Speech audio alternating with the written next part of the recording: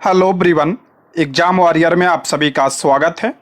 दोस्तों, आज का टॉपिक है प्राकृतिक वनस्पति एवं वन्य प्राणी। दोस्तों, ये बहुत इंपॉर्टेंट टॉपिक है। यहाँ से आपके एग्जाम में 3 से 4 प्रश्न पूछे जाते हैं। तो आज की इस वीडियो में हम लोग प्राकृतिक वनस्पति, उष्णकटिबंधीय वर्षा वन यानी सदाबहार वन, उष्णकटिबंधीय पर्णपाती वन, कटीले वन या झाड़ियाँ, पर्वतीय वन, मैंग्रोव वन, वन्य प्राणी और भारत की प्रमुख वन्य जीव संरक्षण परियोजनाएं और भारत में पर्यावरण संरक्षण से संबंधित कानून के बारे में आज की इस वीडियो में हम पढ़ेंगे।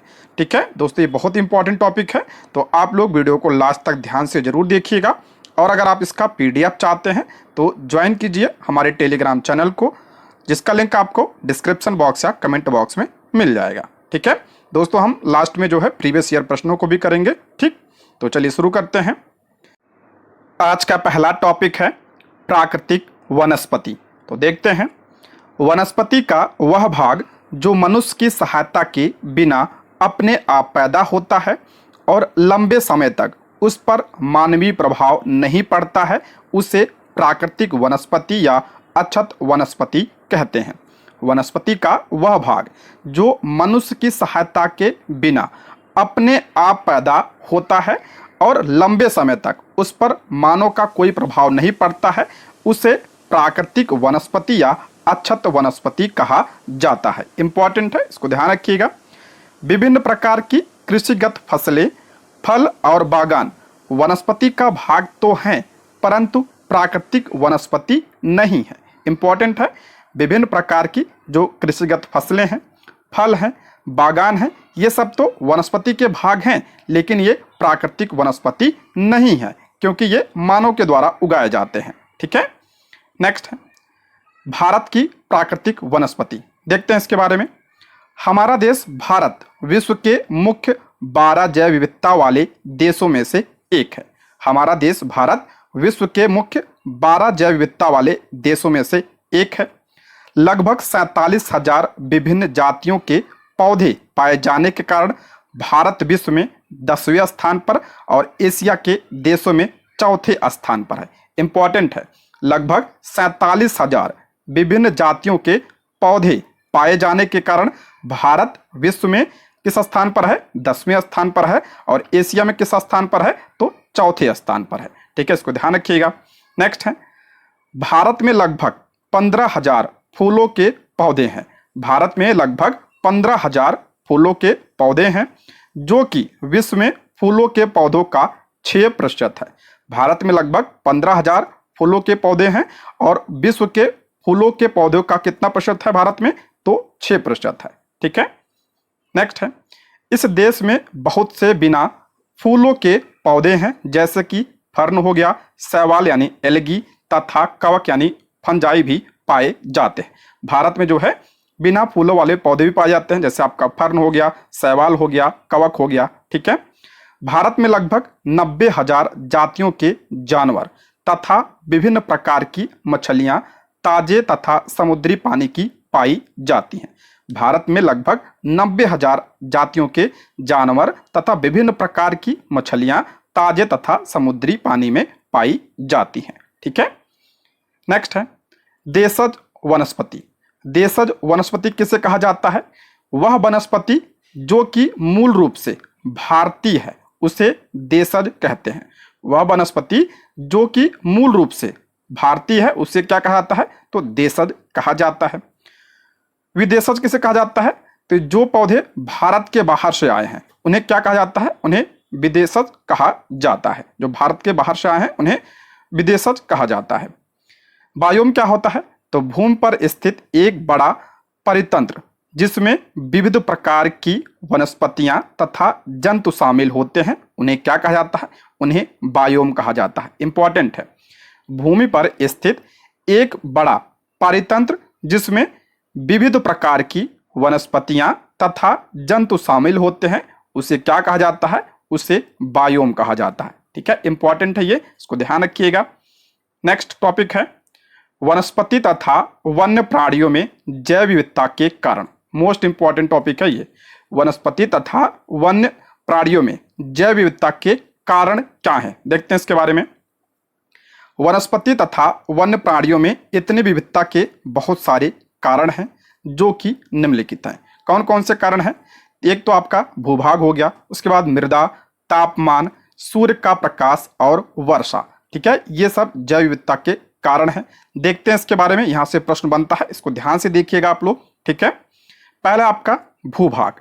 भूभाग का जैव विविधता पर क्या प्रभाव पड़ता है देखते हैं। भूमि का वनस्पति पर प्रत्यक्ष तथा अप्रत्यक्ष प्रभाव पड़ता है।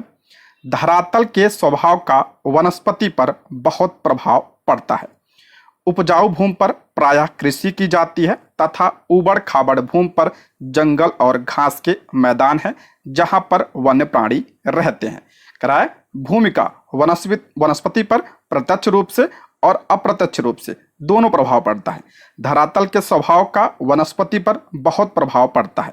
जहाँ पे उपजाऊ भूमि होता है वहाँ पे कृषि वगैरह की जाती है।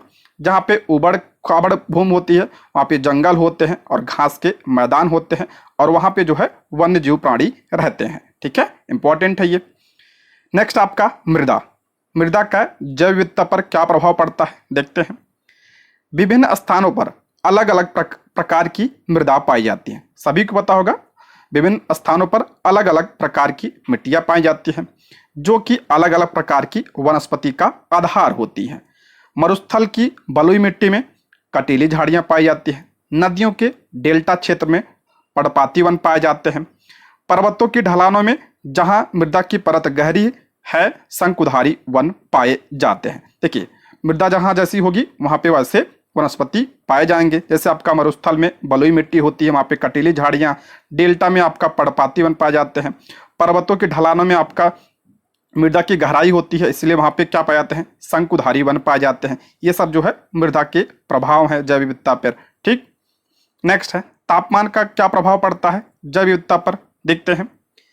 हिमालय पर्वत की ढलानों तथा प्रायद्वीपीय की पहाड़ियों पर 915 मीटर की ऊंचाई से ऊपर तापमान में गिरावट वनस्पति के पनपने और बढ़ने को प्रभावित करती है और उसे उष्णकटिबंधीय से उपोष्ण, शीतोष्ण तथा अल्पाइन वनस्पतियों में परिवर्तित करती है।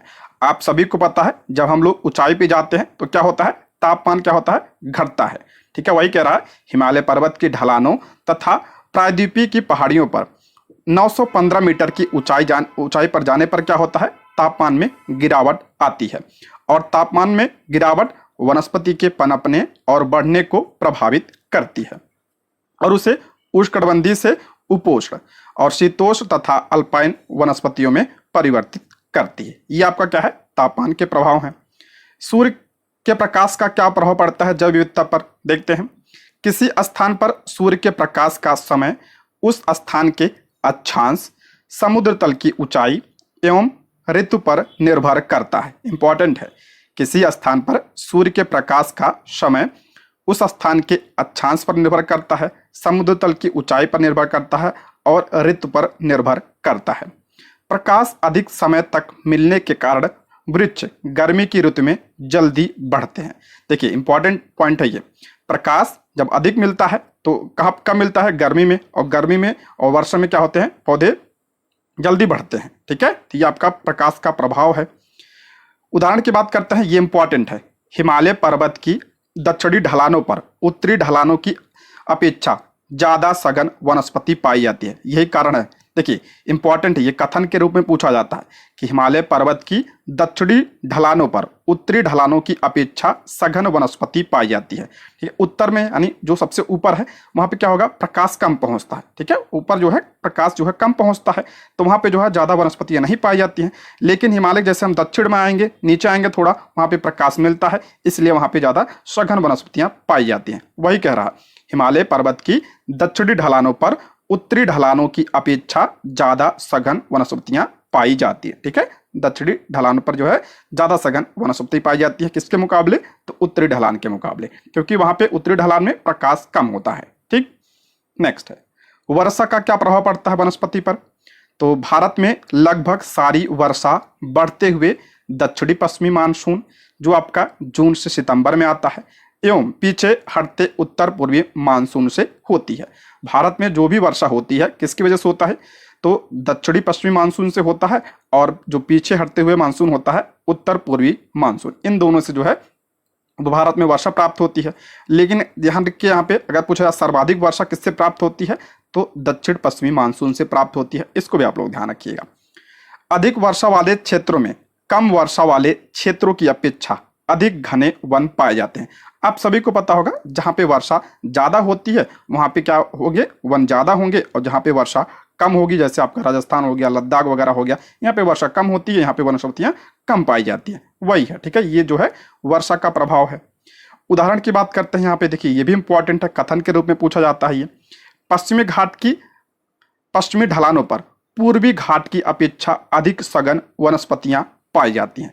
देखिए, जो आपका ये पश्चिमी घाट है, पश्चिमी घाट पे मैंने बताया था यहाँ पे वर्षा ज्यादा होती है, ठीक है। पश्चिमी घाट के जो पश्चिमी ढलान होते हैं यहाँ पे वर्षा ज्यादा होती है, और किसके मुकाबले, पूर्वी घाट के मुकाबले। तो इसलिए जो है इस साइड जो है वनस्पतियां ज्यादा पाई जाती हैं। आप सभी को पता होगा, भारत में सर्वाधिक जैव विविधता भी कहाँ पाई जाती है, तो पश्चिमी घाट में पाई जाती है, क्योंकि यहाँ पे वर्षा वगैरह ज्यादा होता है, ठीक है, इसी वजह से, ठीक। तो ये वर्षा के प्रभाव हैं, ठीक।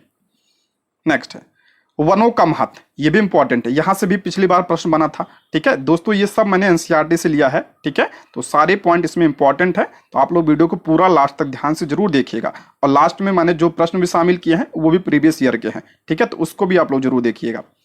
देखते हैं वनों का महत्व। वन नवीकरण योग्य संसाधन है। वन जो है आपका नवीकरण योग्य संसाधन है, और वातावरण की गुणवत्ता बढ़ाने में मुख्य भूमिका निभाते हैं। सभी को पता होगा, जो वन होता है वातावरण की गुणवत्ता को बढ़ाता है, ऑक्सीजन वगैरह आप सभी को पता हो।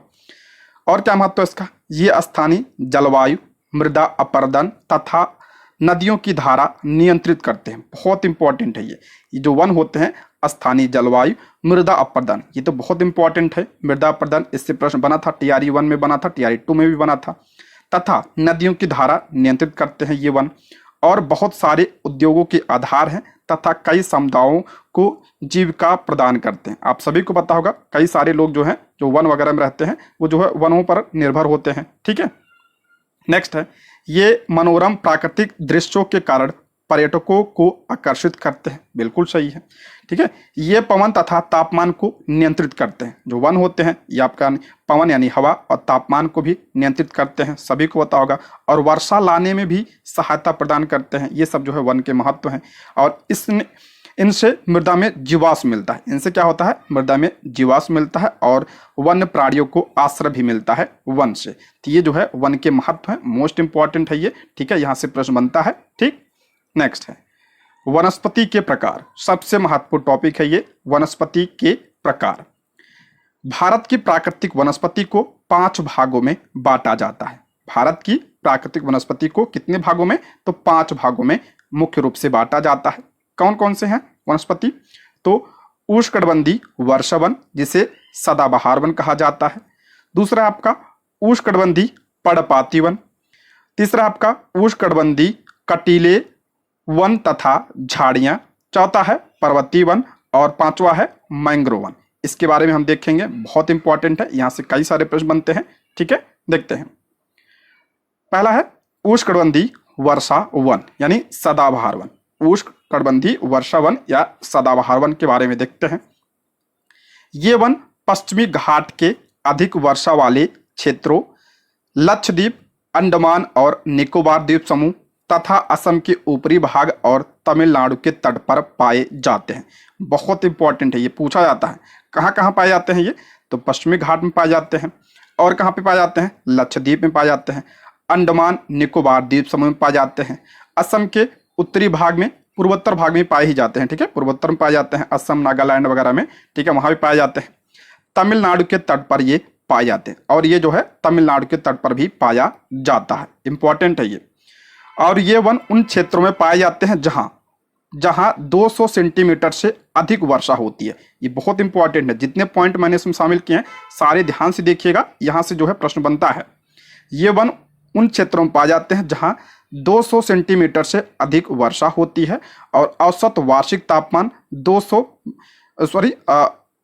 औसत वर्षा तापमान जो है 22 डिग्री सेल्सियस से अधिक रहता है। ये कहाँ पाए जाते हैं, जहां पे 200 सेंटीमीटर से अधिक वर्षा होती है। और तापमान कितना, तो औसत वार्षिक तापमान 22 डिग्री सेल्सियस से अधिक रहता है। इंपॉर्टेंट है, तापमान 22 डिग्री सेल्सियस से अधिक और वर्षा कितनी चाहिए होती है, तो 200 सेंटीमीटर से अधिक। इन वनों में 60 मीटर या इससे अधिक ऊंचाई वाले पेड़ पाए जाते हैं। बहुत इंपॉर्टेंट है, इन वनों में 60 मीटर या इससे अधिक ऊंचाई वाले पेड़ पाए जाते हैं। नेक्स्ट है, चूंकि ये क्षेत्र वर्ष भर गर्म तथा आर्द्र रहते हैं। जो ये क्षेत्र होते हैं वर्ष भर गर्म रहते हैं, क्योंकि यहाँ पे तापमान ज्यादा होता है और बारिश भी होती रहती है, तो आर्द्र रहते हैं। इसलिए यहाँ हर प्रकार की वनस्पति, वृक्ष, झाड़ियां और लताएं उगते हैं। ये क्षेत्र वर्ष भर गर्म तथा आर्द्र रहते हैं, इसलिए यहाँ पर हर प्रकार की वनस्पति, वृक्ष, झाड़ियां और लताएं उगती हैं। इन वनों के वृक्षों में पतझड़ होने का कोई समय निश्चित नहीं होता। इंपॉर्टेंट पॉइंट है, जो आपका सदाबहार वन होते हैं, इन वनों के वृक्षों में पतझड़ होने का कोई निश्चित समय नहीं होता है, इसलिए यह वन पूरे साल क्या होते हैं, हरे भरे होते हैं। ठीक है, इसीलिए इसे क्या कहा जाता है, इसीलिए इसे सदाबहार वन कहा जाता है। इन वनों में व्यापारिक महत्व के वृक्ष भी पाए जाते हैं। जैसे, ये तो बहुत इंपॉर्टेंट है, यहाँ से प्रश्न बनता है, कौन कौन से वृक्ष, तो आबनूस हो गया जिसे एबनू कहा जाता है, महोगनी हो गया, रोजवुड हो गया, रबड़, सिनकोना इत्यादि यहाँ पे पाए जाते हैं। बहुत इंपॉर्टेंट है, सबसे ज्यादा इंपॉर्टेंट इसमें आपका जो है महोगनी है, रबड़ है, सिनकोना है। ये अक्सर एग्जाम में पूछा आता है, कई सारे एग्जाम में पूछे गए प्रश्न है। ठीक है, तो इसको ध्यान रखिएगा। और ये किस में पाए जाते हैं, तो उष्णकटिबंधीय सदाबहार वन में। इन वनों में पाए जाने वाले जानवरों की बात करते हैं, तो हाथी, बंदर, लंगूर, एक सींग वाला गैंडा, लैमूर और हिरण, चमगादड़ इत्यादि इसमें पाए जाते हैं।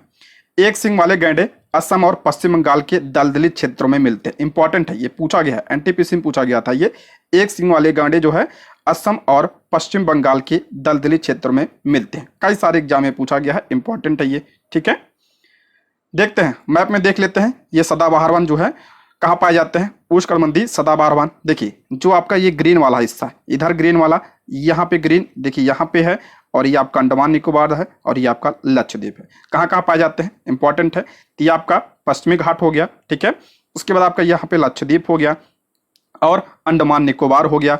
यहाँ पे देखिए आपका नागालैंड, मणिपुर, असम, मिजोरम यहाँ पे पाए जाते हैं आपका उत्तर पूर्व में। ठीक है, थोड़ा सा यहाँ पे देखिए पश्चिम बंगाल में भी पाया जाता है ये। ठीक, और यहाँ पे देखिए तमिलनाडु के तट में भी पाया जाता है। तो इंपॉर्टेंट है, इसको आप लोग ध्यान रखिएगा। ठीक है, यहाँ से प्रश्न पूछा जाता है। ठीक है, मैप से जो है समझेंगे आप लोग तो आसानी से समझ में आ जाएगा। ठीक है, जितने भी मैं पढ़ाऊंगा सारे मैप से पढ़ाऊंगा, और जो है सब इंपॉर्टेंट है। मैप को आप लोग ध्यान से देखिएगा। ठीक है, फिर रिविजन करते हैं एक बार। देखिए आपका उत्तर पूर्व में आपका कौन कौन से, मणिपुर हो गया, असम हो गया, मिजोरम हो गया, नागालैंड हो गया, थोड़ा सा यहाँ पे आपका पश्चिम बंगाल में पाया जाता है, तमिलनाडु में पाया जाता है, पश्चिमी घाट में पाया जाता है, अंडमान निकोबार में पाया जाता है और लक्षद्वीप में पाया जाता है। ठीक है, बढ़ते हैं आगे। नेक्स्ट है दूसरा आपका उष्णकटिबंधीय पर्णपाती वन। उष्णकटिबंधीय पर्णपाती वन, इसे क्या कहा जाता है, इसे पतझड़ वन भी कहा जाता है। ठीक है, पतझड़ वन कहा जाता है इसे। देखते हैं इसके बारे में। ये भारत में सबसे बड़े क्षेत्र में फैले हुए वन है और इन्हें मानसूनी वन भी कहा जाता है। इंपॉर्टेंट है, ये भारत में सबसे बड़े क्षेत्र में फैले हैं और इसे क्या कहा जाता है, इसे मानसूनी वन कहा जाता है। ठीक है, क्या कहा जाता है, इसे मानसूनी वन। इंपॉर्टेंट है, पूछा गया है ये वन वहां पाए जाते हैं जहां 70 सेंटीमीटर से 200 सेंटीमीटर तक वार्षिक वर्षा होती है। वर्षा कितनी जरूरत होती है यहाँ पे, तो 70 से जो है 200 सेंटीमीटर तक। ठीक है, 70 से 200 सेंटीमीटर, बहुत इंपॉर्टेंट है, इसको ध्यान रखिएगा। ठीक है, अगला है, इन वनों में पेड़ शुष्क ग्रीष्म ऋतु में 6 से 8 हफ्तों के लिए अपनी पत्तियां गिरा देते हैं। इन वनों के जो वृक्ष होते हैं शुष्क ग्रीष्म ऋतु में 6 से 8 हफ्तों के लिए अपनी पत्तियां गिरा देते हैं, इसलिए इन्हें क्या कहा जाता है, पर्णपाती वन कहा जाता है या पतझड़ वन कहा जाता है। इंपॉर्टेंट है ये। नेक्स्ट है, जल की उपलब्धि के आधार पर इन वनों को 2 भागों में बांटा गया है। जल की उपलब्धि के आधार पर इन वनों को कितने भागों में, 2 भागों में। ये भी इंपॉर्टेंट है। कौन कौन से हैं, पहला आपका आर्द्र पर्णपाती वन है, दूसरा कौन सा है, तो शुष्क पर्णपाती वन। आर्द्र और शुष्क पर्णपाती वन 2 भागों में से बांटा गया है। देखते हैं इसमें पहला है, इंपॉर्टेंट है, ये वन ऐसे क्षेत्रों में पाए जाते हैं जहां 100 सेंटीमीटर से लेकर 200 सेंटीमीटर तक वर्षा होती है। कराया, ये वन ऐसे क्षेत्रों में पाए जाते हैं जहां 100 सेंटीमीटर से 200 सेंटीमीटर तक वर्षा होती है। ये वन देश के उत्तर पूर्वी राज्यों, हिमालय के गिरिपद, झारखंड, पश्चिमी उड़ीसा, छत्तीसगढ़ तथा पश्चिमी घाट की पूर्वी ढलान पर पाए जाते हैं। इंपॉर्टेंट है ये, आप राज्यों का नाम जरूर ध्यान रखिएगा, इससे प्रश्न बनता है। तो ये वन उत्तर पूर्वी राज्यों में, हिमालय के गिरिपद में, झारखंड में, पश्चिमी उड़ीसा, छत्तीसगढ़ तथा पश्चिमी घाट की पूर्वी ढाल पर पाए जाते हैं। ठीक है, पश्चिमी घाट की पूर्वी ढाल पर ये पाए जाते हैं। अगर हम बात करते हैं प्रमुख वृक्षों की इसमें, तो आपका सागौन, सागौन इन वनों की सबसे प्रमुख प्रजाति है, बहुत इंपॉर्टेंट है। जो आपका सागौन है इन वनों की सबसे प्रमुख प्रजाति है, किसकी? तो आर्द्र पर्णपाती वन की। यहाँ पे आपका बांस हो गया, महुआ, शीशम, चंदन, रवेर, कुसुम, अर्जुन तथा सहतूत के पेड़ व्यापारिक रूप से जो है महत्वपूर्ण वृक्ष है, बहुत इंपॉर्टेंट है। ये चंदन आपके एग्जाम में पूछा गया है, ठीक है, टीआरई 2 में पूछा गया था। ठीक है, चंदन किस प्रकार का है? तो आर्द्र पर्णपाती वन है। ठीक है, इंपॉर्टेंट है ये। दूसरा आपका इसमें भाग है शुष्क पर्णपाती वन। ठीक है, एक तो हमने पढ़ा आर्द्र पर्णपाती, दूसरा कौन सा है? तो शुष्क पर्णपाती। देखते हैं, वह उन क्षेत्रों में पाए जाते हैं जहां वार्षिक वर्षा 70 से 100 सेंटीमीटर के बीच होती है। इंपॉर्टेंट है, या उन क्षेत्रों में पाए जाते हैं जहां वार्षिक वर्षा कितनी चाहिए होती है? तो 70 से 100 सेंटीमीटर। इंपॉर्टेंट है ये वन उत्तर प्रदेश, बिहार तथा प्रायद्वीपीय पठार के वर्षा वाले क्षेत्रों में पाए जाते हैं। जो आपका शुष्क पर्णपाती होता है उत्तर प्रदेश में, आपका बिहार हो गया, और प्रायद्वीपीय पठार वाले क्षेत्रों में ये पाए जाते हैं। प्रमुख वृक्षों की बात करें तो सागौन इसमें भी है, आपका पीपल भी है, नीम, तेंदू, पलास इत्यादि। प्रमुख जंतुओं की बात करें तो शेर हो गया, सुअर, हिरण, हाथी, सांप और विविध प्रकार के पक्षी और कछुए इसमें पाए जाते हैं। देखिए, ये क्या था? आपका उष्णकटिबंधीय पर्णपाती वन थे। देखिए, अगर सिर्फ यही पूछा जाए उष्णकटिबंधीय पर्णपाती वन के लिए वर्षा कितनी चाहिए होती है, तो 70 से 200 सेंटीमीटर चाहिए होती है। लेकिन अगर इनमें से पूछा जाए, इन दोनों में अगर अलग अलग से पूछ लिया जाए, तो आर्द्र पर्णपाती ध्यान रखिएगा, तो 100 से कितना चाहिए होता है? इसके 100 से 200 सेंटीमीटर के बीच चाहिए होता है। और शुष्क को कितना चाहिए होता है? तो 70 से जो है 70 से कितना सेंटीमीटर? तो 100 सेंटीमीटर के बीच इसमें वर्षा चाहिए होती है। ठीक है, इसको आप लोग जरूर ध्यान रखिएगा। ठीक, नेक्स्ट बढ़ते हैं हम। यहाँ पे हम देख लेते हैं मैप में इसको। ठीक है, पर्णपाती वन जो है कहाँ कहाँ पाए जाते हैं? ये वाला एरिया देखिए, ये जो है हल्का सा ये वाला एरिया का है, आप क्या है? तो यही आपका क्या पाए जाते हैं? तो उष्णकटिबंधीय पर्णपाती वन पाए जाते हैं, यानी पतझड़ वन यहाँ पे पाए जाते हैं। जैसे आपका उत्तर प्रदेश हो गया, बिहार हो गया, यहाँ पे आपका छत्तीसगढ़, उड़ीसा वगैरह में पाए जाते हैं, थोड़ा इधर तमिलनाडु में, थोड़ा महाराष्ट्र में, ये सब जो है यहाँ पे पाए जाते हैं उष्णकटिबंधीय पर्णपाती वन। और सबसे ज्यादा यही पाए जाते हैं भारत में। ठीक है, इसे मानसूनी वन भी कहा जाता है। ठीक, नेक्स्ट बढ़ते हैं, कटीले वन या झाड़ियां, ये भी इंपॉर्टेंट है, टीआरई 2 में यहाँ से प्रश्न बना था, इंपॉर्टेंट है। जिन क्षेत्रों में 70 सेंटीमीटर से कम बारिश होती है वहां कटीले वन तथा झाड़ियां पाई जाती हैं। देखिए, कटीले वन व झाड़ियां कहाँ पाई जाती हैं? जहां पे 70 सेंटीमीटर से कम बारिश होती है वहां कटीले वन तथा झाड़ियां पाई जाती हैं। 70 सेंटीमीटर से कम वर्षा। इस प्रकार की वनस्पति देश के उत्तर पश्चिमी भाग में, देश के उत्तर पश्चिमी भाग, जैसे आपका किधर वाला एरिया हो गया? राजस्थान वाला, जिसमें आपका गुजरात हो गया, राजस्थान हो गया, छत्तीसगढ़ में भी पाया जाता है ये, उत्तर प्रदेश में थोड़ा बहुत पाया जाता है, मध्य प्रदेश में भी, और हरियाणा के अर्ध शुष्क क्षेत्रों में भी यह पाया जाता है। जहां पे 70 सेंटीमीटर से कम वर्षा होती है वैसे क्षेत्रों में थोड़ा बहुत यह पाया जाता है। ठीक है, जैसे आपका अकासिया हो गया, खजूर यानी पाम, नागफनी यानी कैक्टस और यूफोरबिया यहाँ की प्रमुख पादप प्रजातियां हैं। इन वनों के वृक्ष बिखरे हुए होते हैं। जो इन वनों के वृक्ष होते हैं क्या होते हैं? बिखरे हुए होते हैं, और इनकी जड़ें लंबी तथा जल की तलाश में चारों ओर फैली हुई होती हैं। इंपॉर्टेंट है, जो आपका कटीले वन के वृक्ष होते हैं इनकी जड़ें क्या होती हैं? लंबी होती है, और ये जल की तलाश में गहराई में चली जाती है। ये पॉइंट आप लोग जरूर ध्यान रखिएगा। ठीक है, और इनकी पत्तियां क्या होती हैं? प्रायः छोटी होती है। बहुत इंपॉर्टेंट ये भी, इनकी पत्तियां क्या होती हैं? तो छोटी होती हैं। क्यों छोटी होती हैं? कि वाष्पीकरण जिससे कम से कम हो, इसलिए जो है इनकी पत्तियां क्या होती हैं? बहुत छोटी छोटी होती हैं। ठीक है, शुष्क भागों में झाड़ियां और कटीले पादप पाए जाते हैं। शुष्क भागों में क्या पाए जाते हैं? तो कटीली झाड़ियां और पादप पाए जाते हैं, कटीले। और इन जंगलों में चूहे हो गए, खरगोश, लोमड़ी, भेड़िए, शेर, सिंह, जंगली गधा, घोड़े तथा ऊंट पाए जाते हैं। ठीक है, कहाँ पे? तो आपका कटीले वन या झाड़ियों में। देखते हैं इसको, मैप में देखते हैं। ये आला एरिया आपका देखिए, ये है आपका, और यहाँ देखिए ये इंपॉर्टेंट है, हमने पढ़ा है कहाँ कहाँ पाए जाते हैं, तो राजस्थान में हो गया, हरियाणा में हो गया, थोड़ा गुजरात में हो गया। ठीक है, इधर भी थोड़ा बहुत उत्तर प्रदेश वगैरह में पाया जाता है, अभी हमने पढ़ा था। और यहाँ पे भी पाया जाता है, ये ध्यान रखिएगा, ये पूछा गया था। तमिलनाडु कुछ एरिया में पाया जाता है, महाराष्ट्र के कुछ एरिया में ये भी पाया जाता है। पिछली बार पूछा गया था तमिलनाडु। ठीक है, तो ये ध्यान रखिएगा, तमिलनाडु में भी यह पाया जाता था। ठीक है, ये इंपॉर्टेंट है, इसको ध्यान रखिएगा, तमिलनाडु में भी कटीले वन पाए जाते हैं थोड़ा बहुत। नेक्स्ट है पर्वतीय वन। ठीक है, पर्वतीय वन के बारे में देखते हैं। पर्वतीय क्षेत्र में तापमान की कमी तथा ऊंचाई में परिवर्तन के साथ साथ प्राकृतिक वनस्पति में भी अंतर पाया जाता है। इंपॉर्टेंट है, पर्वतीय क्षेत्र में तापमान की कमी, सभी को पता है वहां पे तापमान की कमी होती है, तथा ऊंचाई में परिवर्तन के साथ साथ प्राकृतिक वनस्पति में भी अंतर आता है। ऊंचाई में जैसे जैसे बढ़ते हैं वहां पे आपका जो है तापमान क्या होता है, घटता है, और इसलिए जो है वनस्पतियों में भी विविधता पाई जाती है। ठीक है, अभी पीछे हमने पढ़ा था, यहाँ पे इंपॉर्टेंट है, इसको जरूर ध्यान रखिएगा। 1000 मीटर से 2000 मीटर, 1000 मीटर से 2000 मीटर तक की ऊंचाई वाले क्षेत्रों में आर्द्र शीतोष्ण कटिबंधीय वन पाए जाते हैं। ये आपका 1000 मीटर से 2000 मीटर तक की ऊंचाई वाले क्षेत्रों में कौन से वन पाए जाते हैं, तो आर्द्र शीतोष्ण वन पाए जाते हैं। इनमें क्या होता है, चौड़ी पत्तियां वाले ओक ओक तथा चेस्टनट जैसे पेड़ पाए जाते हैं। एग्जाम्पल जरूर ध्यान रखिएगा, इसमें कौन से, तो आपका ओक हो गया और चेस्टनट। ठीक, उसके बाद 1500 मीटर से 3000 मीटर, 1500 मीटर से 3000 मीटर की ऊंचाई के बीच कौन से वृक्ष पाए जाते हैं, तो शंकुधारी वृक्ष पाए जाते हैं। जैसे आपका चीड़ हो गया यानी पाइन, देवदार हो गया, इंपॉर्टेंट है, सिल्वर फर हो गया, सप्रूस और सीडर आदि पाए जाते हैं। ये वन हिमालय की दक्षिणी ढाल, दक्षिण और उत्तर पूर्व के अधिक ऊंचाई वाले भागों में पाए जाते हैं। जो शंकुधारी वृक्ष होते हैं ये अधिक ऊंचाई वाले क्षेत्र में पाए जाते हैं। हिमालय के दक्षिणी ढाल, दक्षिण और उत्तर पूर्वी भारत के अधिक ऊंचाई वाले भागों में यह पाए जाते हैं। इंपॉर्टेंट है ये शंकुधारी वृक्ष, जैसे आपका चीड़ हो गया, देवदार हो गया। ठीक है, ये सब।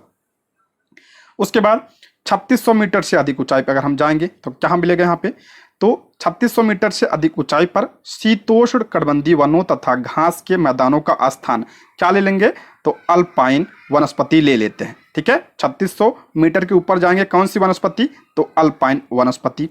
इसमें का आपका सिल्वर फर हो गया, जूनिपर हो गया, पाइन, बर्च इन वनों के मुख्य वृक्ष हैं। देखिए इसको फिर समझते हैं एक बार। अगर हम पहाड़ों पर 1000 मीटर से 2000 मीटर तक की ऊंचाई पर जाएंगे कौन सा, तो आर्द्र शीतोष्ण मिलता है।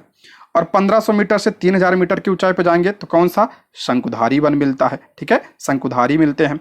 उसके बाद अगर हम 3600 मीटर से ऊपर जाएंगे, ठीक है, 3600 मीटर से ऊपर जाएंगे तो कौन सा मिलता है आपका, अल्पाइन वनस्पति मिलता है। इंपॉर्टेंट है ये तीनों, ध्यान रखिएगा। और जो है ऊंचाई मीटर में भी आप लोग इसको ध्यान रखिएगा। जैसे जैसे हिमरेखा के पास पहुंचते हैं इन वृक्षों के आकार क्या हो जाते हैं, छोटे हो जाते हैं। जैसे जैसे हिमरेखा यानी जहाँ पे यहाँ बर्फ ज़्यादा पड़ती है वहाँ की बात हो रही है, जैसे जैसे बर्फ पड़ने वाले एरिया में हम जाते हैं तो यहाँ पे क्या होता है, वृक्षों का आकार क्या हो जाता है, छोटा हो जाता है। अंततः झाड़ियों के रूप के बाद में वे अल्पाइन घास के मैदानों में विलीन हो जाते हैं। ठीक है, क्या हो जाता है, अल्पाइन घास के मैदानों में विलीन हो जाते हैं। और इनका उपयोग क्या होता है, तो गुज्जर तथा बकरवाल जैसी घुमक्कड़ जातियों द्वारा पशुचारण के लिए किया जाता है। देखिए सबसे पहले तो आर्द्र शीतोष्ण बनता है, उसके बाद आपका शंकुधारी आता है, फिर आपका उसके ऊपर जाएंगे तो अल्पाइन आता है, अल्पाइन वनस्पति आता है, और उसके ऊपर जाएंगे अधिक ऊंचाई पर जहाँ पे बर्फ वगैरह रहती है वहाँ पे आपका छोटे छोटे घास होते हैं जिसे अल्पाइन घास कहते हैं। ठीक है, ये ध्यान रखिएगा। और इसका उपयोग कौन करता है, तो गुज्जर तथा बकरवाल जैसी घुमक्कड़ जातियां जो होती हैं वो पशुचारण के लिए इसका उपयोग करती हैं। बहुत इंपॉर्टेंट है, जैसे आपका लद्दाख वगैरह में ये पाई जाती हैं जातियां। ठीक है, ये भी पूछा गया प्रश्न है। ठीक, अधिक ऊंचाई वाले भागों में मोस, लीचन, लाइकेन, टुंडा वनस्पति का भाग है, बहुत इंपॉर्टेंट है। और उसके भी ऊपर जाएंगे तो क्या मिलेगा आपका, तो लाइकेन वगैरह मिलते हैं, और वो क्या होते हैं, टुंडा वनस्पति होती है। ये पूछा गया है, मैंने पढ़ाया भी है इसके बारे में। जो आपका लाइकेन होता है ये किस प्रकार की वनस्पति है, तो ये टुंड्रा वनस्पति है। ठीक है, टुंड्रा वनस्पति है। इन वनों में कश्मीरी महामृग, चितरा हिरण, जंगली भेड़, खरगोश, तिब्बती बारहसिंघा, हिम तेंदुआ, याक, रीछ, लाल पंडा, घने बालों वाले भेड़ बकरी पाए जाते हैं। किसमें, ये जो है पर्वतीय, ठीक है, पर्वतीय वनों में या पाए जाते हैं। ठीक है, इंपॉर्टेंट है, सबसे ज्यादा इंपॉर्टेंट ये आपका लाइकेन वाला भी इंपॉर्टेंट है ये। ठीक है, टुंडा वनस्पति में यह पाई जाती है। आगे है आपका मैंग्रोव वन। मैंग्रोव वन के बारे में देखते हैं, इंपॉर्टेंट है, यहां से भी प्रश्न बना आपके एग्जाम में, TI2 में भी बना है, इंपॉर्टेंट है। यह वनस्पति तटवर्ती क्षेत्रों में जहां ज्वार भाटा आते हैं वहां की महत्वपूर्ण वनस्पति है। मिट्टी और बालू इन तटों पर एकत्रित हो जाती हैं। देखिए करा, यह वनस्पति कहाँ पाई जाती है, तो तटवर्ती क्षेत्रों में यह पाई जाती है, जहां पे ज्वार भाटा आते हैं वहां पे यह पाई जाती है। और इसी की वजह से जो है तट पे क्या हो जाता है, मिट्टी और बालू जो है जमा हो जाते हैं। घने मैंग्रोव एक प्रकार की वनस्पति है जिसके पौधों की जड़ें पानी में डूबी रहती हैं। जो मैंग्रोव वनस्पति होती है इसकी पौधे की जड़ें क्या होती हैं, तो ये पानी में डूबी होती है। इसे क्या कहता है, इसे ज्वारी वन भी कहा जाता है। इसको भी ध्यान रखिए, मैंग्रोव वन को ज्वारी वन भी कहा जाता है। ठीक है, नेक्स्ट आपका गंगा, ब्रह्मपुत्र, महानदी, गोदावरी, कृष्णा, कावेरी नदियों के डेल्टा भाग में ये वनस्पति पाई जाती हैं। बहुत इंपॉर्टेंट है ये वनस्पतियां गंगा, ब्रह्मपुत्र, महानदी, गोदावरी, कृष्णा, कावेरी नदियों के डेल्टा यानी मुहाने पर ये पाई जाती है। मोस्ट इंपॉर्टेंट है। गंगा ब्रह्मपुत्र डेल्टा में सुंदरी वृक्ष पाए जाते हैं। जो आपका जो गंगा ब्रह्मपुत्र का डेल्टा है इसमें कौन से वृक्ष, सुंदरी वृक्ष पाए जाते हैं, जिनसे मजबूत लकड़ी मिलती है। और नारियल, ताड़, क्योड़ा, एंगार के पेड़ भी यहाँ पाए जाते हैं। ये सब जो है क्या है, तो मैंग्रोव वन है, इंपॉर्टेंट है ये। इस क्षेत्र का प्रसिद्ध जानवर कौन सा है, रॉयल बंगाल टाइगर, बहुत इंपॉर्टेंट है, रॉयल बंगाल टाइगर। इसके अलावा मगरमच्छ हो गया आपका, कछुए हो गए, घड़ियाल और सांप भी यहाँ पाए जाते हैं। मैंग्रोव वन, ठीक। मैंग्रोव वन के बारे में बात करते हैं, किन किन राज्यों में पाया जाता है, बहुत इंपॉर्टेंट है ये। तो पश्चिम बंगाल, यहाँ पे ध्यान रखिएगा, सबसे ज्यादा पाया जाता है। सबसे ज्यादा मैंग्रोव वन जो है कहाँ पे पाया जाता है, तो पश्चिम बंगाल में पाया जाता है। ये पूछा गया प्रश्न है। उसके बाद दूसरे नंबर पे गुजरात आता है, गुजरात में भी पाया जाता है ये। अंडमान और निकोबार द्वीप समूह में पाया जाता है। आंध्र प्रदेश में पाया जाता है, थोड़ा बहुत उड़ीसा में पाया जाता है, महाराष्ट्र में पाया जाता है। ध्यान रखिएगा डेल्टाई क्षेत्र में पाया जाता है। ठीक है, जहां पे आपका जो है नदियां मुहाना बनाती हैं वहां पे ये पाए जाते हैं। ठीक है, पश्चिम बंगाल में जो आपका सुंदर वन है, दुनिया का सबसे बड़ा मैंग्रोव वन है। ठीक है, दुनिया का क्या है, सबसे बड़ा है ये। और सुंदरवन को यूनेस्को द्वारा विश्व धरोहर स्थल के रूप में नामित किया गया है। ये पॉइंट भी आप लोग ध्यान रखिएगा। ठीक है, सुंदरवन को जो है यूनेस्को द्वारा विश्व धरोहर स्थल के में भी शामिल किया गया है। इसको भी आप लोग ध्यान रखिएगा, इंपॉर्टेंट है ये। देखिए यहाँ पे हम देख लेते हैं, पीछे हमने मैप में देखा था, यहाँ पे हम सारा रिवीजन कर लेते हैं। ठीक है, तो अभी हमने पढ़ा था, क्या क्या पढ़ चुके हैं। पहला हम सदाबहार वन पढ़े। ठीक है, सदाबहार वन ये वाले ग्रीन वाले एरिया है। ठीक है, सदाबहार वन है। उसके बाद हमने पढ़ा था कौन सा, पर्णपाती वन पढ़ा था। पर्णपाती वन में आपका ये है सारा उत्तर प्रदेश वगैरह, बिहार वगैरह। ठीक है, ये सब आते हैं। उसके बाद हमने पढ़ा कौन सा, तो कौन सा, पर्वतीय वन। देखिए यहाँ पे आपका हिमालय वाला एरिया हो गया। ठीक है, थोड़ा बहुत यहाँ पे। और उसके बाद आपका अरुणाचल प्रदेश में भी पाया जाता है ये आपका क्या हो गया, तो पर्वतीय वन हो गए। उसके बाद हमने पढ़ा मैंग्रोव वन। ठीक है, मैंग्रोव वन आपका कौन सा हो गया, मैंग्रोव वन देखिए यहाँ पे थोड़ा पाया जाता है, यहाँ पे पाया जाता है, यहाँ पे, और गुजरात में भी पाया जाता है। ये आपका पश्चिम बंगाल हो गया। तो यहाँ पे उड़ीसा वाला क्षेत्र हो गया। तो ये आपका जो है तमिलनाडु वाला क्षेत्र हो गया, यहाँ पे भी थोड़े बहुत पाए जाते हैं। और गुजरात में भी यहाँ पाए जाते हैं, इंपॉर्टेंट है। ठीक है, ये आपका पश्चिम बंगाल, गुजरात, अंडमान और निकोबार द्वीप समूह आंध्र प्रदेश में पाया जाता है, महाराष्ट्र में पाया जाता है। ठीक है, और अंडमान निकोबार में भी यह पाया जाता है। उसके बाद हमने पढ़ा था, एक और पढ़ा था जो है कटीले वन। कटीले वन भी आपका देखिए यहाँ पे पाए जाते हैं। ये आपका क्या है, कटीले वन। तो ये मैप आप लोग जरूर ध्यान रखिएगा, इंपॉर्टेंट है। ठीक है, इसको आप लोग एक बार अच्छे से ध्यान से देख लीजिएगा आप लोग। ठीक है, नेक्स्ट है अगला टॉपिक हमारा बहुत इंपॉर्टेंट है, वन्य प्राणी। इसके बारे में हम देखते हैं। ठीक है दोस्तों, आगे बढ़ने से पहले यदि आप लोग हमारे चैनल पर नए हैं तो प्लीज चैनल को सब्सक्राइब करें, और अगर आपको वीडियो पसंद आती है तो लाइक, शेयर और कमेंट करें। आप लोग लाइक करते हैं, शेयर करते हैं, कमेंट करते हैं, इससे हमें बहुत मोटिवेशन मिलता है, जिससे हम आप लोगों के लिए वीडियो को ला पाते हैं। तो आप लोग कमेंट बॉक्स में जरूर बताइएगा वीडियो कैसी लगी। ठीक है, इसी तरह हम कई सारे टॉपिक को कवर करेंगे, तो आप लोग चैनल को सब्सक्राइब जरूर कर लीजिएगा। ठीक, देखते हैं आपका टॉपिक है वन्य प्राणी, बहुत इंपॉर्टेंट है, यहां से भी प्रश्न बनता है। भारत में लगभग 90,000 जातियों के जानवर तथा विभिन्न प्रकार की मछलियां ताजे और समुद्री पानी में पाई जाती हैं। भारत में लगभग 90,000 जातियों के जानवर तथा विभिन्न प्रकार की मछलियां ताजे और समुद्री पानी में पाई जाती हैं। हमारे देश में 2,000 से अधिक पक्षियों की प्रजातियां पाई जाती हैं। ये भी ध्यान रखिएगा, हमारे देश में 2,000 से अधिक पक्षियों की प्रजातियां पाई जाती हैं। मछलियों की 2546 प्रजातियां पाई जाती हैं, जो विश्व की लगभग 12% है। मछलियों की कितनी प्रजाति? तो 2546 प्रजातियां पाई जाती हैं, जो विश्व की लगभग कितने प्रतिशत है? तो 12% है। भारत में विश्व के 5 से 8% तक उभयचर, सरीसृप तथा स्तनधारी जानवर पाए जाते हैं। भारत में विश्व के 5 से 8% तक उभयचर, सरीसृप तथा स्तनधारी जानवर पाए जाते हैं। ठीक है, अगला है भारत में वन्य प्राणियों का वितरण देखते हैं। ठीक है, इंपॉर्टेंट है। स्तनधारी जानवरों में हाथी सबसे अधिक महत्वपूर्ण है। स्तनधारी जानवरों में हाथी सबसे अधिक महत्वपूर्ण है। ये आपका असम, कर्नाटक और केरल के उष्ण तथा आर्द्र वनों में पाए जाते हैं। ये कहाँ पाया जाता है? असम में हो गया, कर्नाटक में और केरल के उष्ण तथा आर्द्र वनों में यह पाया जाता है। एक सींग वाले गैंडे पश्चिमी बंगाल तथा असम के दलदली क्षेत्रों में पाए जाते हैं। इंपॉर्टेंट है। ठीक है, एक सींग वाले गैंडे पश्चिम बंगाल और असम में पाए जाते हैं। कच्छ के रण तथा थार मरुस्थल में क्रमशः जंगली गधे और ऊंट रहते हैं। कच्छ के रण में क्या पाया जाता है? तो जंगली गधे पाए जाते हैं। और थार मरुस्थल में सभी को पता होगा, यानी आपका ऊंट पाया जाता है। भारतीय भैंसा, नीलगाय, चौसिंघा, छोटा मृग तथा विभिन्न प्रजातियों वाले हिरण भी भारत में पाए जाते हैं। ये सभी भारत में पाए जाते हैं। यहाँ पर बंदरों की बहुत सारी प्रजातियां भी पाई जाती हैं। भारत विश्व का अकेला देश है जहां शेर तथा बाघ दोनों ही पाए जाते हैं। इंपॉर्टेंट है, भारत विश्व का अकेला देश है जहां पे शेर भी पाया जाता है, बाघ भी पाया जाता है, अब तो चीता भी आ गया। ठीक है, वो भी पाया जाता है।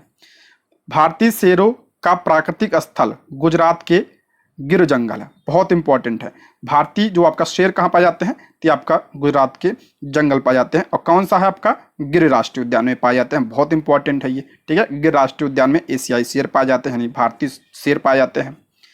बाघ मध्य प्रदेश तथा झारखंड के वनों, पश्चिमी बंगाल के सुंदरवन तथा हिमालयी क्षेत्रों में पाए जाते हैं। जो आपका बाघ होता है ये आपका मध्य प्रदेश में पाया जाता है, सबसे ज़्यादा यहाँ पाया जाता है, इसलिए इसे टाइगर स्टेट कहा जाता है। झारखंड में पाया जाता है ये, पश्चिम बंगाल में भी पाया जाता है और सुंदरवन, पश्चिम बंगाल के सुंदरवन पाया जाता है तथा हिमालयी क्षेत्रों में भी यह पाया जाता है बाघ। बिल्ली जात के सदस्यों में आपका तेंदुआ भी है, जो आपका भारत में पाया जाता है। ठीक है, तेंदुआ भी आपका क्या होता है? भारत में पाया जाता है। लद्दाख की बर्फीली ऊंचाइयों में याक पाए जाते हैं। याक कहाँ पाए जाते हैं? तो लद्दाख में पाए जाते हैं। इंपॉर्टेंट है ये। तिब्बती बारहसिंघा, भारल जिसे नीली भेड़ कहा जाता है, जंगली भेड़ तथा कियांग आपका क्या है? जंगली गधे, ठीक है, भी पाए जाते हैं। ये सब लद्दाख में पाए जाते हैं। कहीं कहीं पर जो है लाल पांडा भी पाया जाता है, इसको भी आप लोग ध्यान रखिएगा।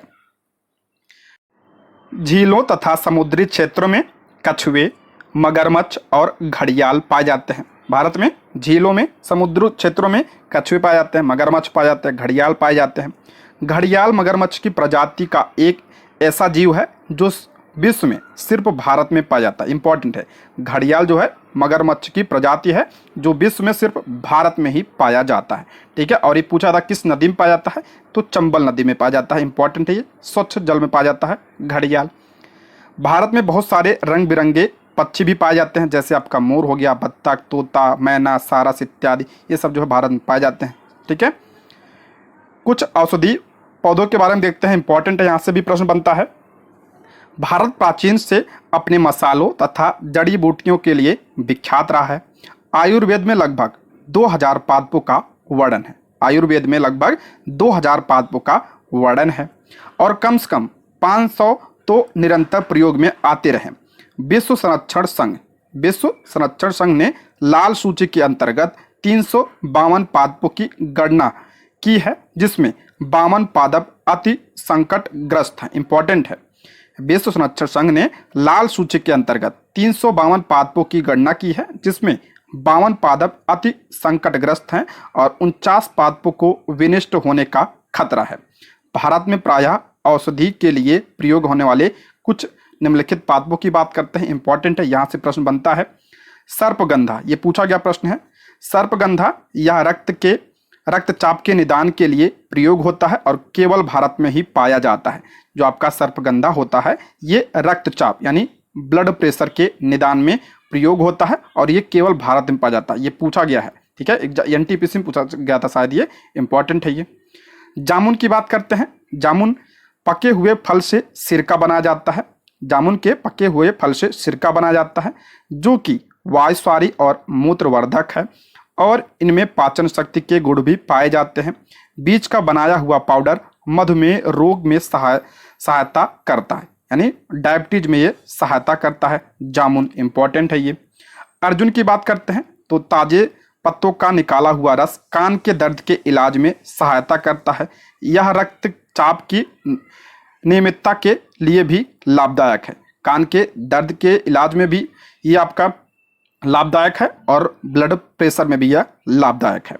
बबूल की बात करते हैं तो इसके पत्ते आंख की फुंसी के लिए लाभदायक हैं। बबूल के पत्ते आंख की फुंसी के लिए लाभदायक हैं। इससे प्राप्त गोंद का प्रयोग शारीरिक शक्ति की वृद्धि के लिए किया जाता है। नीम की बात करते हैं तो नीम तो सभी को पता होगा, बहुत इंपॉर्टेंट है। जैव और जीवाणु प्रतिरोधक है।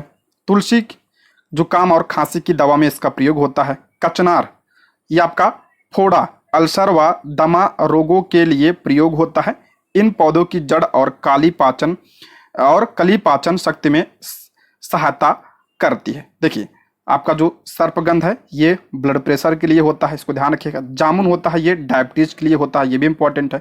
अर्जुन जो होता है ये आपका कान के दर्द में सहायता प्रदान करता है और ब्लड प्रेशर में भी ये लाभदायक होता है। बबूल ये आपका आँख की फुंसी के लिए लाभदायक होता है। नीम जैव और जीवाणु प्रतिरोधक है। तुलसी ये सर्दी जुकाम खांसी में जो है लाभदायक है। और कचनार जो होता है ये दमा रोगों और आपका अल्सर के लिए प्रयोग होता है और इन पौधों की जड़ और कली पाचन शक्ति में सहायता प्रदान करती है। इसको भी आप लोग ध्यान रखिएगा, ठीक है।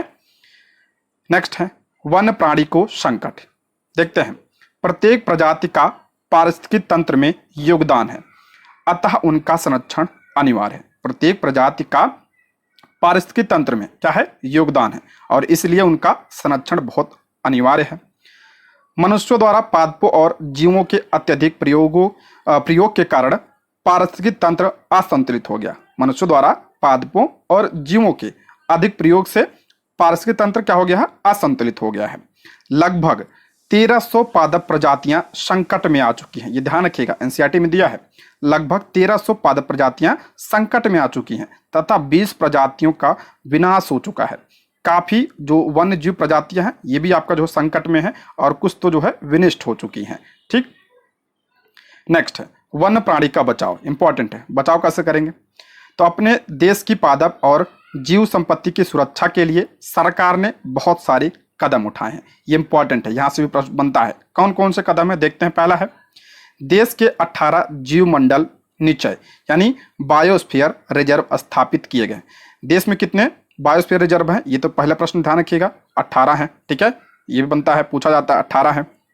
इनमें से 12 जैसे आपका सुंदरवन, नंदा देवी, मन्नार की खाड़ी, नीलगिरी, नोकरेक, ग्रेट निकोबार, सिमलीपाल, पंचमढ़ी और अचान कमर, अमरकंटक, अगस्तामलाई, कंचनजंगा और पन्ना की गणना विश्व के जीवमंडल निश्चय में की गई है। ये बहुत इंपॉर्टेंट है, आपके TRE2 में पूछा भी गया था। ये 18 में से 12 के क्या है, ये आपका यूनेस्को द्वारा मान्यता प्राप्त है, ठीक है। 12 जो है यूनेस्को द्वारा मान्यता प्राप्त है, यानी विश्व के जीवमंडल निश्चय में ये इनकी गणना की गई है। इनका नाम भी ध्यान रखिएगा, ठीक है। 12 का नाम सुंदरवन हो गया, नंदा देवी, मन्नार की खाड़ी, नीलगिरी, नोकरेक, ग्रेट निकोबार, सिमलीपाल, पंचमढ़ी और अचान कमर, अमरकंटक, अगस्त्यमालाई, कंचनजंगा और पन्ना, ये 12 हैं। इनका नाम आप लोग ध्यान रखिएगा, बहुत इंपॉर्टेंट है, यहाँ से प्रश्न पूछा गया है, ठीक है। अभी मैं आगे दिखाऊंगा भी। नेक्स्ट है 18 जीवमंडल निश्चय यानी बायोस्फीयर। कितने हैं, तो 18 बायोस्फीयर रिजर्व भारत में। पहला कौन सा है, तो पहला नीलगिरी। ये पूछा जाता है, इंपॉर्टेंट है कि भारत का पहला बायोस्फीयर रिजर्व कौन सा था, तो नीलगिरी। और इसकी स्थापना कब हुई थी? तो 1986 में इसकी स्थापना हुई थी। ठीक है, नीलगिरी। और कहाँ पे है ये? तो तमिलनाडु, कर्नाटक और केरल में है ये। दूसरा आपका नंदा देवी, इसकी स्थापना 1988 में हुई थी। नंदा देवी कहाँ पे है? तो उत्तराखंड में है। नोकरेक इंपॉर्टेंट है, ये मेघालय में है। ग्रेट निकोबार बंगाल की खाड़ी में। मन्नार की खाड़ी तमिलनाडु में है। मानस असम में। सुंदरबन पश्चिम बंगाल में। सिमलीपाल उड़ीसा में है। डिब्रू साइखोवा ये कहाँ पे है? तो ये अरुणाचल प्रदेश में नहीं है। डिब्रू साइखोवा कहाँ पे है? तो ये असम में है ये। दिहांग दिबांग ये आंध्र प्रदेश में नहीं है। कहाँ पे है ये? अरुणाचल प्रदेश में। ठीक है, अरुणाचल प्रदेश में है ये। पंचमढ़ी ये मध्य प्रदेश में है। कंचनजंगा बहुत इंपॉर्टेंट है, इसकी स्थापना सन 2000 में हुई थी, ये भी ध्यान रखिएगा।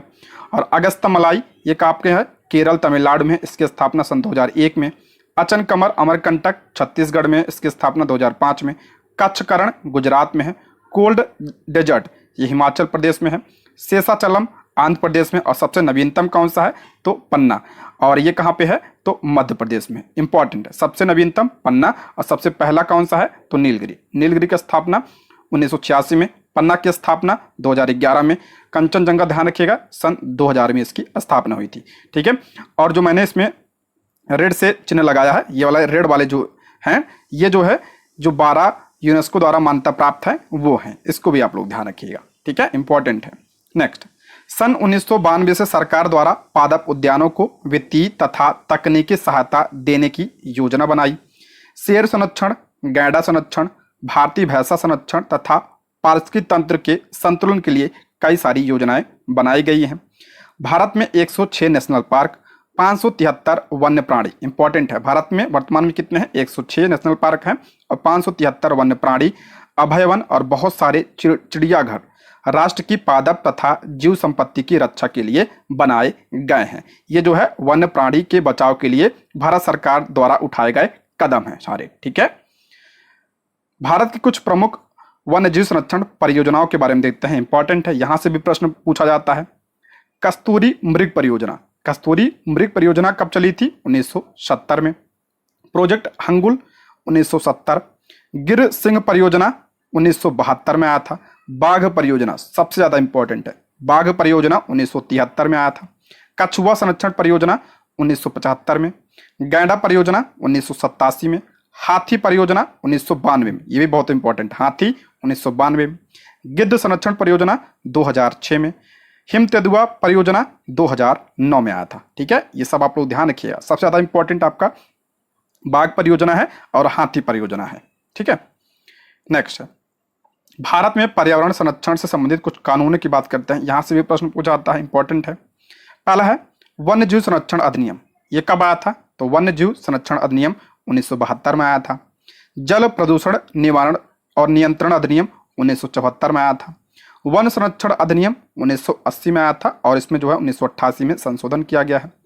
राष्ट्रीय वन नीति कब आई थी? इंपॉर्टेंट है ये बहुत ज्यादा, तो 1988 में आई थी राष्ट्रीय वन नीति। वायु प्रदूषण रोकथाम और नियंत्रण अधिनियम कब आया था? 1981 में।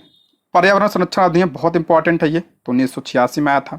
जैव विविधता अधिनियम सन 2000 में। और राष्ट्रीय हरित अधिकरण अधिनियम कब आया था? तो 2010 में यह आया था। सबसे ज्यादा इंपॉर्टेंट की बात करते हैं तो ये जो आपका पहला सबसे ज्यादा इंपॉर्टेंट है, ये इंपॉर्टेंट है आपका राष्ट्रीय वन नीति।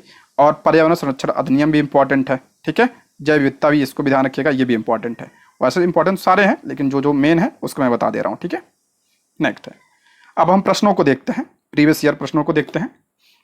रबड़ निम्नलिखित में से किस प्रकार की वनस्पति से संबंधित है? जो आपका रबड़ होता है निम्नलिखित में से किस प्रकार की वनस्पति से संबंधित होता है? इंपॉर्टेंट है ये, तो ऑप्शन डी उष्णकटिबंधीय सदाबहार वन, ऑप्शन डी इसका राइट आंसर है। रबड़ हो गया आपका, सिनकोना हो गया और महोगनी, ये सब जो है उष्णकटिबंधीय सदाबहार वन है, ऑप्शन डी। नेक्स्ट, सिनकोना के पेड़ किस क्षेत्र में पाए जाते हैं? जो आपका सिनकोना होता है इसके पेड़ किस क्षेत्र में पाए जाते हैं? तो कहाँ पे? तो ऑप्शन ए 200 सेंटीमीटर से अधिक वर्षा वाले क्षेत्र में आप पाए जाते हैं, यानी उष्णकटिबंधीय वर्षा वन में पाए जाते हैं। ठीक है, वर्षा वन जिसे क्या कहा जाता है, जिसे सदाबहार वन भी कहा जाता है। तो यहाँ पे वर्षा कितनी चाहिए होती है? तो 200 सेंटीमीटर से अधिक, ऑप्शन ए। नेक्स्ट है, निम्नलिखित में से किस राज्य में सिमलीपाल जैव आरक्षित क्षेत्र स्थित है? सिमलीपाल जैव आरक्षित क्षेत्र यानी बायोस्फीयर रिजर्व किस राज्य में है? इंपॉर्टेंट है, अभी हमने पीछे बताया था, तो उड़ीसा में है। ऑप्शन सी, उड़ीसा में। नेक्स्ट, भारत के निम्नलिखित जैव आरक्षित क्षेत्रों में से कौन सा जैव आरक्षित क्षेत्र विश्व नेटवर्क में शामिल नहीं है? इंपॉर्टेंट है, इसी तरह के प्रश्न पूछे जाते हैं। भारत के निम्नलिखित जैव आरक्षित क्षेत्रों में कौन सा जैव आरक्षित क्षेत्र विश्व नेटवर्क में शामिल नहीं है? तो मैंने बताया था कितने शामिल हैं, तो 12 शामिल हैं। इनमें से कौन सा शामिल नहीं है? तो मानस नहीं शामिल है। ऑप्शन ए इसका राइट आंसर हो जाएगा मानस। और ये किस राज्य में है? मानस जो है असम में है। ठीक है, इसको भी आप लोग ध्यान रखिएगा। बाकी नीलगिरी शामिल है, मन्नार की खाड़ी भी शामिल है और नंदा देवी भी शामिल है। नीलगिरी भी शामिल है, ये पहला है, उसके बाद मन्नार की खाड़ी और नंदा देवी ये भी शामिल है।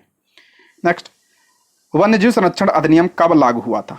वन्यजीव संरक्षण अधिनियम कब लागू हुआ था? तो 1972 में। ऑप्शन ए, ठीक है, 1972। नेक्स्ट, मैंग्रोव की घनी वनस्पति कहाँ पाई जाती है? मैंग्रोव की घनी वनस्पति कहाँ पाई जाती है? बहुत इंपॉर्टेंट है ये। कहाँ पे? तो सुंदरवन पाया जाता है। ऑप्शन 20 का राइट आंसर हो जाएगा। मैंग्रोव की घनी वनस्पति कहाँ पाई जाती है? तो सुंदरवन पाई जाती है। Option B. और ये कहाँ पे है? तो पश्चिम बंगाल। भारत का पहला बायोस्फीयर रिजर्व कौन सा है? भारत का पहला बायोस्फीयर रिजर्व कौन सा है? तो option B, Nilgiri biosphere reserve Bharat का पहला बायोस्फीयर रिजर्व है। और इसकी स्थापना कब हुई थी? तो 1986 में इसकी स्थापना हुई थी। ठीक है, 1986। नेक्स्ट, रॉयल बंगाल टाइगर कहाँ पाए जाते हैं? रॉयल बंगाल टाइगर ये कहाँ पाए जाते हैं? तो ये कहाँ पे? तो सुंदरवन पाए जाते हैं। सुंदरवन। ऑप्शन ए इसका राइट आंसर हो जाएगा। रॉयल बंगाल टाइगर कहाँ पे? सुंदरवन डेल्टा क्षेत्र में, Paschim Bangal. Option A. Next, एक सींग वाले गैंडे इन राज्यों में पाए जाते हैं। एक सींग वाले गैंडे किन राज्यों में पाया जाते हैं? तो मैंने बताया था अभी पीछे, ये पूछा गया प्रश्न है। तो ये पश्चिम बंगाल में पाया जाता है और असम के दलदली क्षेत्र में पाए जाते हैं। तो ऑप्शन 20 का राइट आंसर हो जाएगा। ठीक है, पश्चिम बंगाल और असम में पाया जाता है। ऑप्शन 20 का करेक्ट आंसर हो जाएगा। असम में एक राष्ट्रीय उद्यान है काजीरंगा राष्ट्रीय उद्यान, वहां पे ये पाया जाता है, इसको भी ध्यान रखिएगा। काजीरंगा राष्ट्रीय उद्यान में एक सींग वाले गैंडे पाए जाते हैं। नेक्स्ट, कांटेदार झाड़ियों के शुष्क क्षेत्रों में कैक्टस वनस्पति किस राज्य में पाई जाती है? कांटेदार झाड़ियों के शुष्क क्षेत्रों में कैक्टस वनस्पति किस राज्य में पाई जाती है? तो ये आपका राजस्थान में। ऑप्शन डी, कैक्टस यानी नागफनी कहाँ पे? राजस्थान। नेक्स्ट, सर्वाधिक जैव विविधता पाई जाती है। सर्वाधिक जैव विविधता कहाँ पे पाई जाती है? मैंने बताया था जहाँ पे वर्षा अधिक होगी। तो ऑप्शन ए, उष्णकटिबंधीय वर्षा वनों में। ऑप्शन ए इसका राइट आंसर हो जाएगा, यानी सदाबहार वनों में। Option A. अब भारत में सर्वाधिक कहाँ पाई जाती है? तो पश्चिमी घाट में पाई जाती है। नेक्स्ट है, निम्नलिखित में से कौन सी विशेषता भारत के उष्णकटिबंधीय सदाबहार वनों से संबंधित है? कौन सी विशेषता भारत के उष्णकटिबंधीय सदाबहार वनों से संबंधित है? पहला है, यह 200 सेंटीमीटर से अधिक उच्च तापमान एवं वर्षा वाले क्षेत्र में केंद्रित है। बिल्कुल सही, यहाँ पे वर्षा 200 सेंटीमीटर चाहिए होती है और तापमान उच्च चाहिए होता है, लगभग आपका औसत तापमान 22 डिग्री सेल्सियस। तो ये आपका सही है। पेड़ सदाबहार पने ऊंचे और स्तरीकृत होते हैं। बिल्कुल सही है, यहाँ पे सदाबहार होते हैं। ठीक है, ये आपका सही है। सभी पेड़ एक विशेष मौसम में एक साथ अपनी पत्तियां गिरा देते हैं। करा, सभी पेड़ एक विशेष मौसम में एक साथ अपनी पत्तियां गिरा देते हैं। नहीं, देखिए, सभी पेड़ एक विशेष मौसम में एक साथ पत्ती नहीं गिराते हैं। ठीक है, एक साथ ये पत्तियां नहीं गिराते, तो ये आपका गलत हो जाएगा। ये आपका सही है, पहला सही है और आपका दूसरा सही है। तो इसमें पूछ रहा कौन सही है? तो ऑप्शन डी इसका राइट आंसर हो जाएगा। सभी पेड़ एक विशेष मौसम में एक साथ नहीं गिराते हैं, तो अलग अलग गिराते हैं। ठीक है, इसीलिए जो है क्या कहलाते हैं? ये सदाबहार, और वर्ष भर ये हरे भरे रहते हैं, इसलिए इन्हें सदाबहार कहा जाता है। तो ऑप्शन क्या हो जाएगा? डी इसका राइट आंसर हो जाएगा। नेक्स्ट है, निम्नलिखित में से कौन सा बायोस्फीयर रिजर्व यूनेस्को द्वारा अंतरराष्ट्रीय स्तर पर मान्यता नहीं प्राप्त है? प्राप्त नहीं, इंपॉर्टेंट है, ये आपके TRE 2 में साथ पूछा गया था। ठीक है, निम्नलिखित में से कौन सा बायोस्फीयर रिजर्व यूनेस्को द्वारा अंतरराष्ट्रीय स्तर पर मान्यता प्राप्त नहीं है? तो नीलगिरी को तो प्राप्त है, सुंदरवन को भी प्राप्त है, मन्नार की खाड़ी को भी प्राप्त है। इसमें नहीं पूछ रहा है, तो ऑप्शन ई इसका राइट आंसर हो जाएगा। इनमें से कोई नहीं, ऑप्शन ई। नेक्स्ट, निम्नलिखित में से कौन सा आंदोलन भारत में वनों की कटाई के संरक्षण और सामुदायिक वनीकरण से संबंधित है? निम्नलिखित में से कौन सा आंदोलन भारत में वनों की कटाई के संरक्षण और सामुदायिक वनीकरण से संबंधित है? ये भी आपके एग्जाम में पूछा गया है। तो ऑप्शन सी, चिपको आंदोलन। ऑप्शन सी इसका राइट आंसर हो जाएगा चिपको आंदोलन। ये कब हुआ था? 1973 में हुआ था। कहाँ पे? उत्तराखंड में हुआ था। और इसके जो है प्रणेता कौन थे? तो Sundarlal Bahuguna, option C. Next, चंदन किस प्रकार के वनों में उगता है? इंपॉर्टेंट है, आपके टीआरई 2 में पूछा गया है ये। चंदन किस प्रकार के वनों में पाया जाता है? तो मैंने अभी बताया था, ये आपका क्या है? पर्णपाती वन है, यानी पतझड़ वाले वन है। तो ऑप्शन डी, उष्णकटिबंधीय पर्णपाती वन पाया जाता है। ऑप्शन डी इसका करेक्ट आंसर हो जाएगा, उष्णकटिबंधीय पर्णपाती वन। और इसके लिए वर्षा कितनी चाहिए होती है उष्णकटिबंधीय पर्णपाती वन के लिए? तो ध्यान रखिएगा, 70 से कितना चाहिए होता है? 200 सेंटीमीटर। 70 से 200 सेंटीमीटर। नेक्स्ट, भारत के किस क्षेत्र में उष्णकटिबंधीय वर्षा वन पाए जाते हैं? भारत के किस क्षेत्र में उष्णकटिबंधीय वर्षा वन पाए जाते हैं? तो मैंने बताया था कहाँ पे पाए जाते हैं, तो उत्तर पूर्वी भारत में। ऑप्शन सी इसका राइट आंसर। ये आपका नॉर्थ ईस्ट में, जैसे आपका असम हो गया, मणिपुर हो गया, ठीक है, ये सब एरिया में पाया जाता है। और आपका यहाँ पश्चिमी घाट में पाया जाता है, अंडमान निकोबार में पाया जाता है, लक्षद्वीप पाया जाता है, ठीक है, ऑप्शन सी। नेक्स्ट, उष्णकटिबंधीय पर्णपाती वनों के लिए कितनी बारिश की आवश्यकता होती है? उष्णकटिबंधीय पर्णपाती वनों के लिए अभी मैंने बताया था, पतझड़ वालों के लिए, ठीक है, पतझड़ वालों के लिए कितने चाहिए होता है? तो 70 सेंटीमीटर से 200 सेंटीमीटर तक। ऑप्शन सी इसका राइट आंसर हो जाए। देखिए, 200 से अधिक जो है किस में पूछा जाए, 200 अधिक वाला पूछा जाए तो ये आपका किस में पाया जाता है? सदाबहार में पाया जाता है, ठीक है, सदाबहार के लिए जरूरी होता है। 200 सेंटीमीटर से 70 से 200 सेंटीमीटर, ये कौन सा वन पाया जाता है यहाँ पे? तो पतझड़ वाले वन पाया जाता है, यानी पर्णपाती वन पाया जाता है, ठीक है, इंपॉर्टेंट है। ये 2 प्रकार का होता है, एक होता है आपका आर्द्र होता है और दूसरा आपका शुष्क होता है, ठीक है। जो आर्द्र होता है इसके लिए वर्षा कितना? तो आपका 100 से 200 सेंटीमीटर, 100 से 200। और शुष्क के लिए कितना आपका? 70 से 100 सेंटीमीटर। इसको भी ध्यान रखिएगा, ठीक। नेक्स्ट है, सप्रूस और देवदार यानी सीडर किस वन में पाए जाने वाले वृक्षों की किस्म है? देवदार और सप्रू किस वन में पाए जाते हैं ये? तो ऑप्शन बी, ये आपका क्या है? शंकुधारी वन है। ऑप्शन बी इसका राइट आंसर हो जाएगा, शंकुधारी वन है। और ये कैसे वन है? तो पर्वतीय वन है, ठीक है, पर्वतीय में कौन सा? तो शीतोष्ण शंकुधारी वन, ऑप्शन बी। नेक्स्ट, काई, लाइकेन और छोटी झाड़ियां किस प्रकार की वनस्पति में पाई जाती हैं? जो आपका काई होता है, लाइकेन और छोटी झाड़ियां होती हैं, किस प्रकार की वनस्पति में? तो टुंड्रा वनस्पति में। ऑप्शन ए इसका राइट आंसर हो जाएगा, टुंड्रा वनस्पति अधिक ऊंचाई में पाई जाती है, ऑप्शन ए। नेक्स्ट, बकरवाल जनजाति मुख्य रूप से भारत के डैश राज्य में पाई जाती है? बकरवाल मैंने बताया था, ये आपका ऊपर यानी जम्मू कश्मीर और लद्दाख वाले क्षेत्र में। ऑप्शन बी इसका राइट आंसर हो जाएगा, ठीक है, ऑप्शन बी। नेक्स्ट, भारत में कुल कितने जीव मंडल आरक्षित क्षेत्र हैं यानी बायोस्फीयर रिजर्व हैं? तो आपका कितने हैं? 18 हैं, ऑप्शन सी। और 12 जो है विश्व यूनेस्को से मान्यता प्राप्त है, 12। नेक्स्ट है, नोकरेक जैव आरक्षित क्षेत्र किस राज्य में स्थित है? नोकरेक जो है आपका कहाँ पे है? तो मैंने बताया था कहाँ पे नोकरेक, ये मेघालय में स्थित है, ठीक है, कहाँ पे है? मेघालय में, ऑप्शन में नहीं है, इसको ध्यान रखिएगा, मेघालय में है। नेक्स्ट है, सागौन के पेड़ निम्नलिखित प्रकार के जंगलों में उगते हैं? सागौन के पेड़ किस प्रकार के जंगल में उगते हैं? इंपॉर्टेंट है, अभी हमने पढ़ा था जो सागौन होता है किसका महत्वपूर्ण वृक्ष होता है? तो उष्णकटिबंधीय पर्णपाती वन का महत्वपूर्ण वृक्ष होता है। ऑप्शन बी इसका राइट आंसर हो जाएगा, उष्णकटिबंधीय पर्णपाती वन। सागौन हो गया, चंदन हो गया, नीम हो गया, ये सब इसी में आते हैं, ऑप्शन बी। नेक्स्ट, भारत में प्रोजेक्ट टाइगर कब शुरू किया गया? भारत में प्रोजेक्ट टाइगर की शुरुआत कब हुई थी? तो 1973 में, ऑप्शन बी। नेक्स्ट, सलवुड, नीम और शीशम फर्नीचर, परिवहन और निर्माण सामग्री बनाने के लिए उपयोगी है। पेड़ किस प्रकार के जंगलों में पाए जाते हैं? अभी मैंने बताया नीम हो गया, शीशम हो गया, सलवुड हो गया, निसाल, ये सब किस में पाए जाते हैं? तो ये आपका पर्णपाती वन पाए जाते हैं। और कौन से पर्णपाती? तो उष्णकटिबंधीय पर्णपाती, ऑप्शन डी, उष्णकटिबंधीय पर्णपाती यानी पतझड़ वाले। नेक्स्ट, भारत में मैंग्रोव वन क्षेत्र के संबंध में निम्नलिखित को मैंग्रोव वन क्षेत्रफल के घटते क्रम में व्यवस्थित कीजिए। मैंने बताया था सबसे ज्यादा मैंग्रोव वन कहाँ पाए जाते हैं? तो पश्चिम बंगाल में, उसके बाद गुजरात में। तो किसमें है? ऑप्शन सी, पश्चिम बंगाल, गुजरात, अंडमान निकोबार द्वीप समूह, ऑप्शन सी।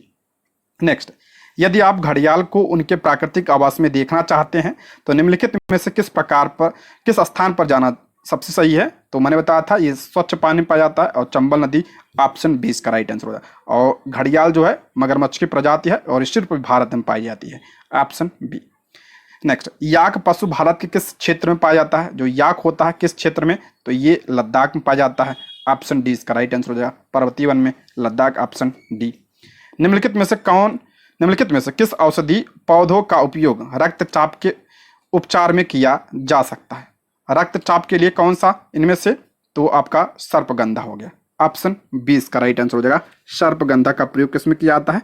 तो रक्तचाप में किया जाता है। नेक्स्ट है, निम्नलिखित में से किस वन को मानसून वन के नाम से भी जाना जाता है? किस वन को मानसूनी वन कहा जाता है? तो ऑप्शन ए, उष्णकटिबंधीय पर्णपाती वन को मानसूनी वन के नाम से भी जाना जाता है। ऑप्शन ए इसका करेक्ट आंसर हो जाएगा। और भारत के सर्वाधिक क्षेत्र में भी यही वन फैला हुआ है। ठीक है, सबसे ज़्यादा वन तो उष्णकटिबंधीय पर्णपाती वन भारत में सर्वाधिक है। इसको भी आप लोग ध्यान रखिएगा। ठीक है, और इसमें कौन कौन से वृक्ष आते हैं? तो आपका सागौन हमने पढ़ा अभी, सागौन हो गया, इसी में आता है। तो आपका नीम हो गया, शीशम हो गया, चंदन हो गया, ये सब जो है उष्णकटिबंधीय पर्णपाती वन के उदाहरण है। ठीक है दोस्तों, आज की वीडियो में बस इतना ही। आप लोग कमेंट बॉक्स में बताइएगा वीडियो कैसी लगी। ठीक है, और ये भी बताइएगा किस टॉपिक पे आप लोगों को वीडियो चाहिए। ठीक, ये रहा आज के प्रश्न। Thank you for watching.